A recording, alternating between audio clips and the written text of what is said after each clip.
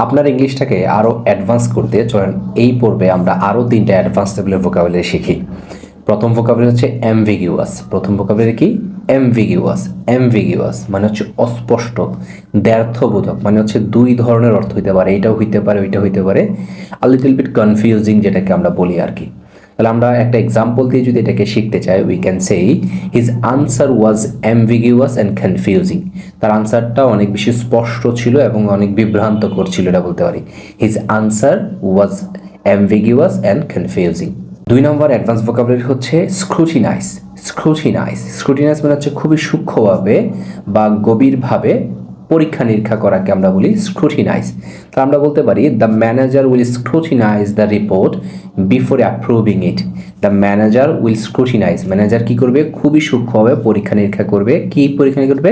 The report, রিপোর্টটা before approving ইট, এটাকে approve করা, অনুমোদন করার পূর্বে। The manager will scrutinize the report before approving it. 3 number advance লেভেলের ভোকাবুলারি হচ্ছে নোটোরিয়াস। নোটোরিয়াস, নোটোরিয়াস মানে কুখ্যাত, মানে খুবই খারাপ, জঘন্য এমন একটা বিষয়কে, ব্যক্তিকে আমরা নোটোরিয়াস বলতে পারি। নোটোরিয়াস মানে কি? কুখ্যাত। তাহলে আমরা বলতে পারি the area is notorious for crime.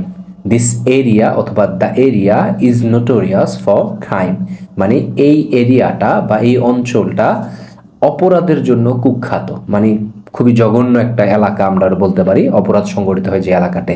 তাহলে দিস এরিয়া অথবা the area is notorious for crime. If you like this kind of videos, don't forget to like, comment and share. Thank you so much. That's all for today.